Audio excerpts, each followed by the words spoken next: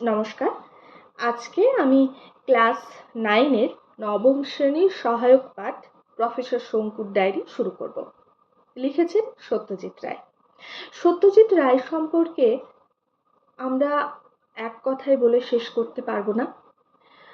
বাঙালি জাতি, এই যে আইডেন্টিটি আমাদের, এই আইডেন্টিটিটা যে কয়েকটি নামের সঙ্গে গর্ববোধ হয়, তার মধ্যে সত্যজিৎ রায় অগ্রগণ্য। বিশ্বের দরবারে রবীন্দ্রনাথ যেমন আমাদের পৌঁছে দিয়েছেন, ঠিক একইভাবে না হলেও অন্য একটি ধারায় সত্যজিৎ রায় প্রায় রবীন্দ্রনাথের ধারাকে বহন করে নিয়ে বিশ্বের দরবারে তিনি আমাদের বাঙালি এই আইডেন্টিটিকে প্রতিষ্ঠা করেছেন। সত্যজিৎ রায় হলেন শিশু সাহিত্যিক সুকুমার রায়ের পুত্র বা সুকুমার রায়ের ছেলে। কিন্তু খুব অল্প বয়সে, অর্থাৎ যখন সত্যজিৎ রায়ের বয়স এই 2-2.5 বছর, তখন সুকুমার রায় চলে যান পৃথিবী ছেড়ে, ইহলোক ছেড়ে চলে যান। তিনি পরলোকে গমন করেন। ছোটবেলাটা বাবাকে ছাড়া কেটেছে, কিন্তু তবুও কে চিনেছেন সত্যজিৎ রায় তার বাবার লেখা। বাবার বিভিন্ন লেখা তাকে উদ্বুদ্ধ করেছে বিভিন্ন সময়ে। আবোল তাবোল, হযবরল, বাবার খেরোর খাতা বলে একটি খাতা, এই বিভিন্ন ধরনের বাবার বিভিন্ন চিঠিপত্র, এই সমস্ত কিছু তাকে ছোটবেলা থেকেই তার বাবার খুব কাছে পৌঁছে দিয়েছিলেন। সুকুমার রায়ের বাবা উপেন্দ্র কিশোর রায়চৌধুরী সত্যজিৎ রায়ের দাদু। তো এই যে সাহিত্যিক ঘরানা বা সাহিত্যিক একটা পরিবারে তিনি জন্মগ্রহণ করেছিলেন, এবং তিনি তার সুযোগ্য উত্তরসূরি হয়ে উঠেছিলেন। সত্যজিৎ রায়ের দাদু উপেন্দ্র কিশোর রায়চৌধুরী তৈরি করেছিলেন সন্দেশ পত্রিকা নামে একটি শিশু সাহিত্য ভিত্তিক পত্রিকা। অর্থাৎ আমরা অনেক পত্রিকার নাম শুনেছি মানে আগে, যেমন এখনো যেমন তোমাদের মানে কিশোর সাহিত্য হিসেবে আনন্দলোক, সুখতারা, এই সমস্ত যে পত্রিকাগুলি, তখনও সেই পত্রিকাগুলি ছিল। এবং বড়দের জন্য যেমন পত্রিকা আরো বঙ্গবাসী, বঙ্গদর্শন, দিগদর্শন, এই বিভিন্ন ধরনের পত্রিকা ছিল, ঠিক বাচ্চাদের জন্য বা শিশুদের মনস্তাত্ত্বিক বিশ্লেষণের জন্য উপেন্দ্র কিশোর রায়চৌধুরী তৈরি করেন সন্দেশ পত্রিকা। তারপরে তিনি চলে যাওয়ার পরে এই পত্রিকা বন্ধ হয়ে যায়, এবং পরবর্তীকালে সুকুমার রায় যেহেতু খুব অল্প বয়সেই চলে যান, 30-32 বছর বয়সে তিনি দেহত্যাগ করেন। তো যখন সত্যজিৎ রায় বড় হন, তিনি যখন তার বাবার এই খাতাগুলি খুঁজে পান, ঠাকুরদার বিভিন্ন দলিল, বাবার দলিল, এগুলি তিনি পান, এবং তারপরে তিনি ভেতর থেকে তার একটা তাগিদ সৃষ্টি হয় যে এই সন্দেশ পত্রিকা আবার তাকে চালু করতে হবে। তো তিনি কি করেন, কবি সুভাষ মুখোপাধ্যায়ের সঙ্গে যুগ্মভাবে তিনি সন্দেশ পত্রিকা আবার শুরু করেন 1961 সালে। তো এই পত্রিকার স্বার্থেই তিনি অনেক শিশু সাহিত্য বা ছোটদের জন্য গল্প লেখা নিজেও লিখতে শুরু করেন। তখন প্রথম তিনি লিখেছিলেন ফেলুদার গোয়েন্দাগিরি। তারপর সেটাকে অতটা খুব বেশি সিরিয়াসভাবে তিনি লেখেননি। তারপরে ফেলুদার কৈলাসে কেলেঙ্কারি সম্ভবত আবার লেখেন। তো ফেলুদার গোয়েন্দাগিরিটা প্রথমে ছিল পাহাড়ে ফেলুদা এই নামে। তো তারপরে তিনি বুঝতে পারেন যে এটা মানে খুব জনপ্রিয় হয়ে উঠেছে। তখন তিনি ফেলুদার যে সিরিজ সেটা তৈরি করেন, এবং পাশাপাশি তিনি আরেকটি কল্পবিজ্ঞানের উপরে জোর দেন। কল্পবিজ্ঞান আবার সত্যজিৎ রায়ের খুব প্রিয় ছিল। এই যে আমরা এখন বলি যে অন্য কোনো গ্রহ থাকতে পারে, এলিয়েনের যে ধারণাটা, এটা তিনি তখন খুব ভীষণ সেটার উপরে লেখালেখি করেন। এবং তার এই কল্পবিজ্ঞানের উপরে আধারিত একটি চরিত্র হচ্ছে প্রফেসর শঙ্কু, যা তখন প্রচণ্ড জনপ্রিয় হয়েছিল, এবং এখনো কিশোর সাহিত্যের মধ্যে সমান জনপ্রিয় প্রফেসর শঙ্কু। তারপরে তিনি পড়াশোনা করেছিলেন কলকাতাতেই বালিগঞ্জ গভর্নমেন্ট স্কুলে। তারপর প্রেসিডেন্সিতে অর্থনীতি নিয়ে পড়াশোনা করে বিশ্বভারতীতে কলাভবনে ভর্তি হন, এবং কলাভবনে তিনি পুরো কোর্স কমপ্লিট করেন না, তিনি চলে আসেন। এসে তিনি শরদিন্দু বন্দ্যোপাধ্যায়ের বিভিন্ন লেখা নিয়ে কাজকর্ম, চিত্রনাট্য শুরু করেন, এবং তারপর আরও অন্যান্য এদের বাঙালি বিখ্যাত লেখকদের লেখা নিয়ে তিনি কাজ শুরু করেন, চিত্রনাট্য শুরু করেন। তিনি বিদেশে যান, সিনেমা কিভাবে বানাতে হবে, সিনেমার খুঁটিনাটি সেগুলো তিনি সেখান থেকে শিখে আসেন, এবং তার তৈরি করা সিনেমা পথের পাঁচালী, বিভূতিভূষণ বন্দ্যোপাধ্যায়ের উপন্যাস, তোমাদের ক্লাস 8-এ যেটা ছিল ছোটদের পথের পাঁচালী, তার পুরো গ্রন্থটি, পুরো উপন্যাসটি তিনি সিনেমা তৈরি করেন, এবং তা বাংলা সিনেমাকে একটি আন্তর্জাতিক স্তরে পৌঁছে দেয়। কারণ সত্যজিৎ রায় সেই সিনেমাটিতে সর্বকালের শ্রেষ্ঠ বাংলা সিনেমায় তকমা পেয়েছেন এবং অস্কার নিয়ে আসেন। তো এই তারপরে বহু বছর পরে আবার বাংলা সিনেমা না, ভারতীয় আরেকটি সিনেমা পেয়েছিল। তো সত্যজিৎ রায়ের এই পথের পাঁচালী আজও সমাদৃত বিশ্ব সাহিত্যে, বিশ্ব চলচ্চিত্র জগতে, এবং সেটি এখনো এক আশ্চর্য সৃষ্টি। তো এই সত্যজিৎ রায় আরেকটি সিনেমা রয়েছে যেটি চুরি হয়ে যায়, বিদেশি একটি চিত্র পরিচালক সত্যজিৎ রায়ের সেই লেখা চুরি করে নিয়ে তিনি অস্কার পেয়েছিলেন। সেই সিনেমাটির নাম সম্ভবত দ্য এলিয়েন। তো এই তার মানে যাই হোক, আমরা অন্তত একটিতে অস্কার পেয়েছি, এত কিছু করার নেই। তো এই সত্যজিৎ রায়ের যে লেখা, তার যে কল্পনা কত দূর বিস্তৃত হতে পারে, মানে তার বিস্তার হতে পারে, তার একটি স্বাক্ষর আমাদের এই প্রফেসর শঙ্কু। তিনি 1992 খ্রিস্টাব্দে 23শে এপ্রিল হৃদরোগে আক্রান্ত হয়ে আমাদের ছেড়ে চলে গেছেন।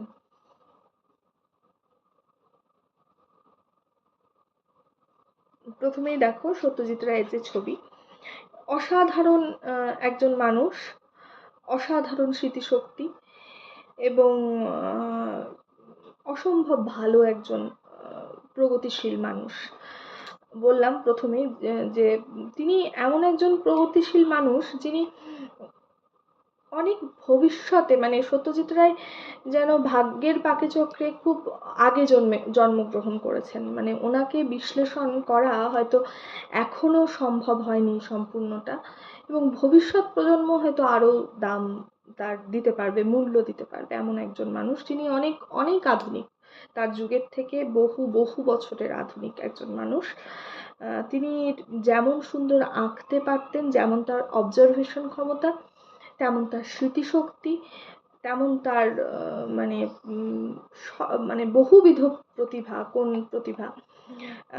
আমরা যে খেলা বলি ইনডোর গেম এবং আউটডোর গেম, তো ইনডোর গেম অর্থাৎ ঘরের মধ্যে কয়েকজনকে নিয়ে খেলা, এরকম উনি 100টার বেশি খেলা জানতেন, এতটাই তার প্রতিভা।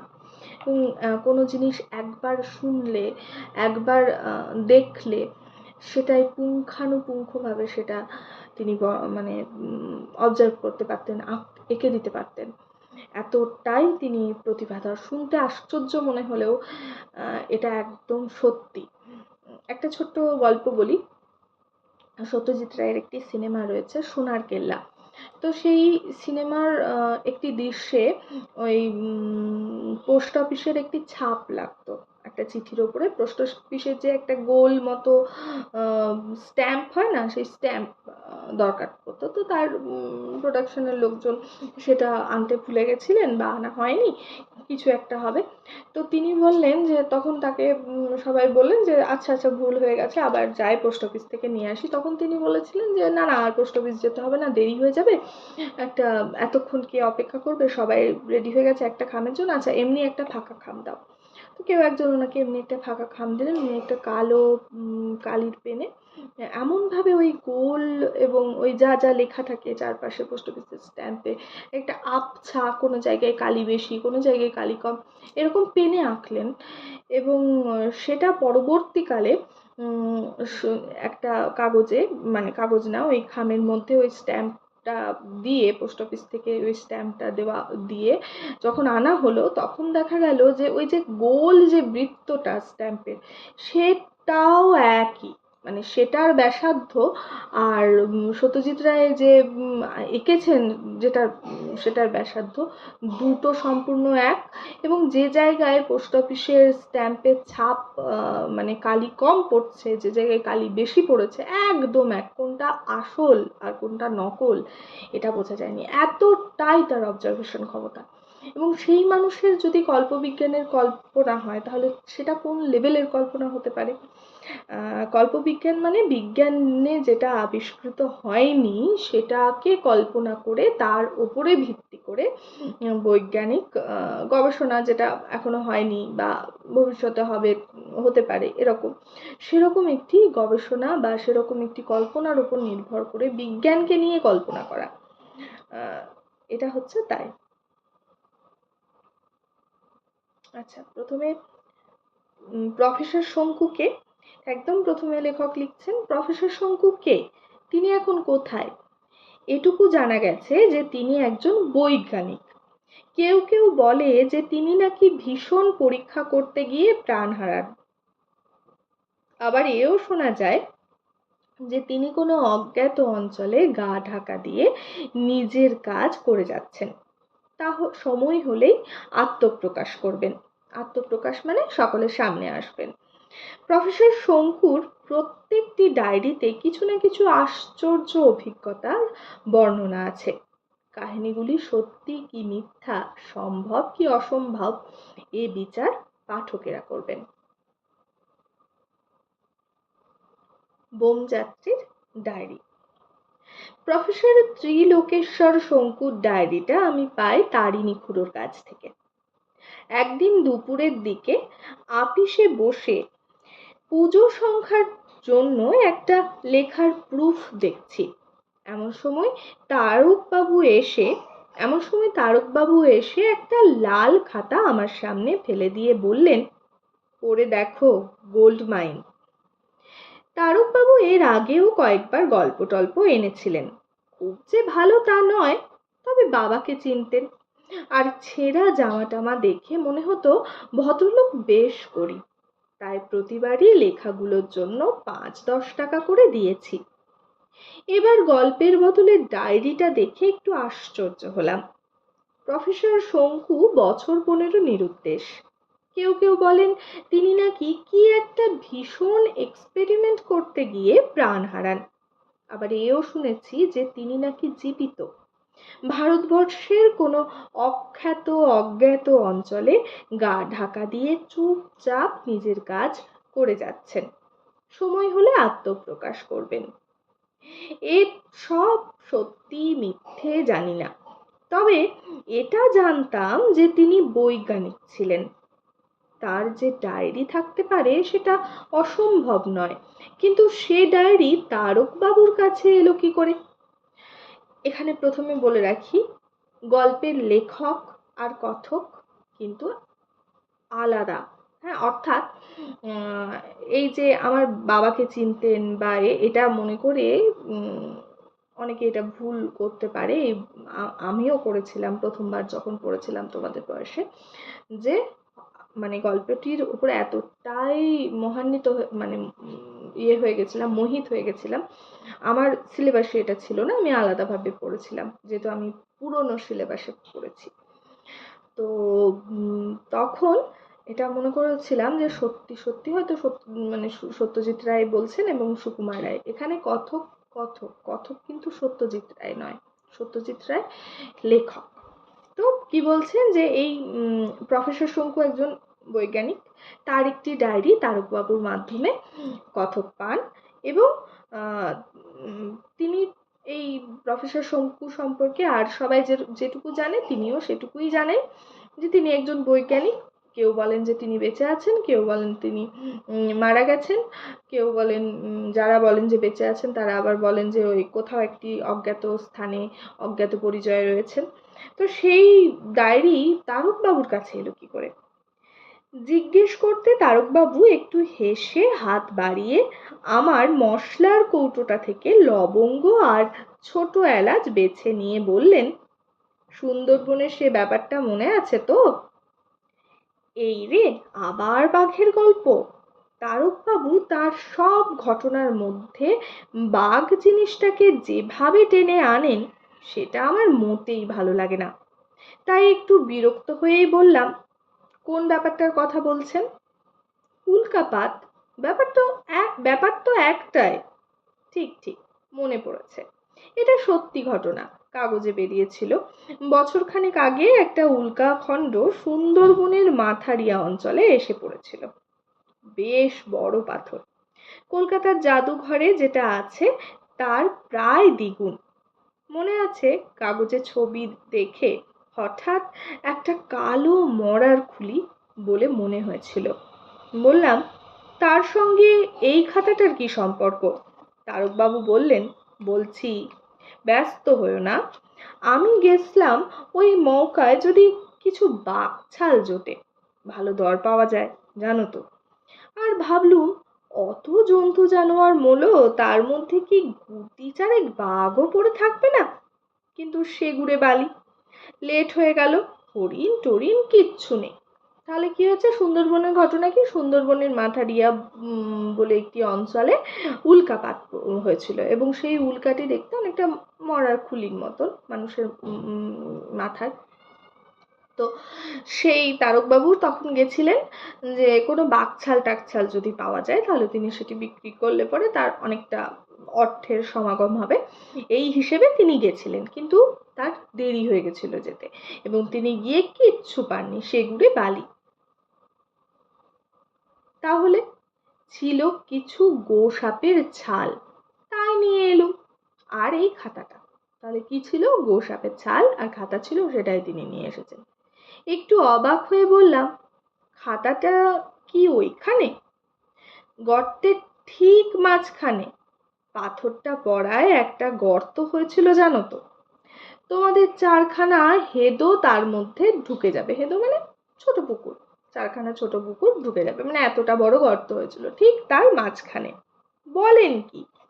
বোধহয় পাথরটা যেখানে পড়েছিল তার খুব কাছেই লাল লাল কি একটা মাটির ভেতর থেকে উঁকি মারছে দেখে টেনে তুললাম। তারপর খুলতেই শঙ্কুর নাম দেখে পকেটস্থ করলাম। উল্কার গর্তের মধ্যে খাতা, তার মানে কি?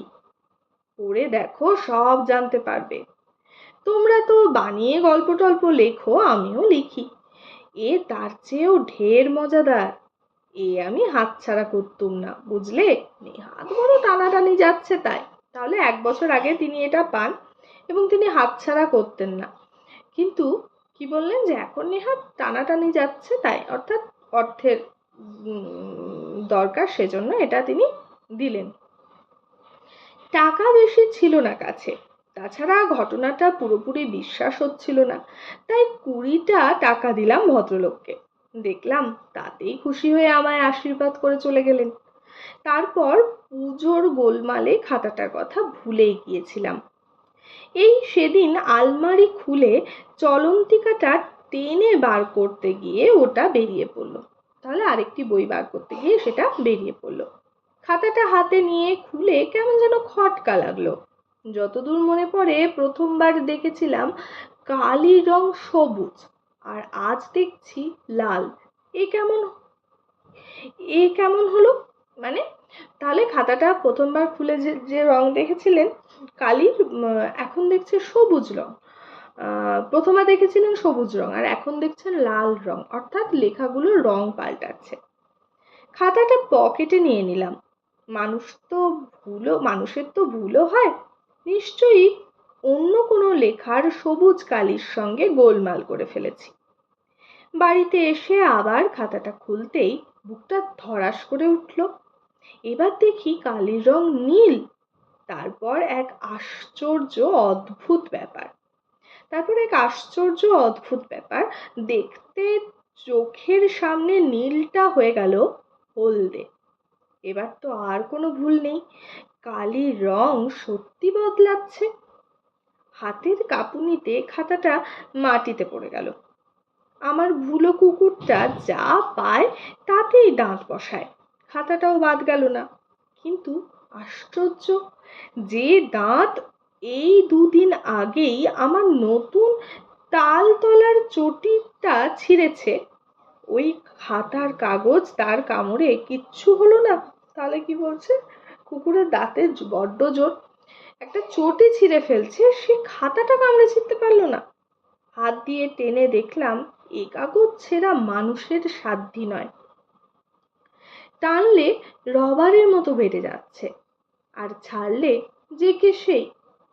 কি খেয়াল হলো একটা দেশলাই জেলে কাগজটায় ধরালাম, পুড়ল না। খাতাটা 5 ঘন্টা উনুনের মধ্যে ফেলে রেখে দিলাম। কালি রং যেমন বদলাচ্ছে বদলালো, কিন্তু আর কিচ্ছু হলো না।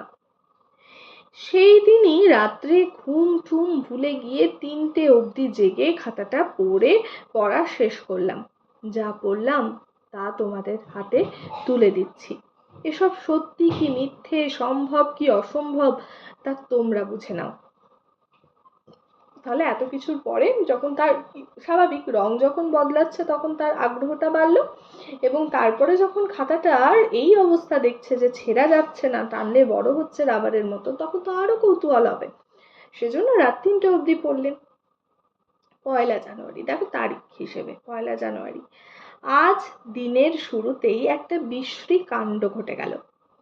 রোজকার মতো আজও নদীর ধারে মর্নিং ওয়াক সেরে ফেলেছি। শোবার ঘরে ঢুকতে একটা বিদঘুটে চেহারার লোকের সামনে পড়তে হলো। চমকে গিয়ে চিৎকার করেই বুঝতে পারলাম যে ওটা আসলে আয়না, এবং লোকটা আর কেউ নয়, আমারই ছায়া। এ বছরে আমারই চেহারা ওই রকম হয়েছে। আমার আয়নার প্রয়োজন হয় না বলে ওটার উপর ক্যালেন্ডারটা টাঙিয়ে রেখেছিলাম। আজ সকালেই বোধহয় প্রহ্লাদটা বছর শেষ হয়ে গেছে বলে সর্দারি করে ওটাকে নামিয়ে রেখেছে। ওকে নিয়ে আর পারা গেল না। 27 বছর ধরে আমার সঙ্গে থেকে আমার কাজ করেও ওর বুদ্ধি হলো না। আশ্চর্য।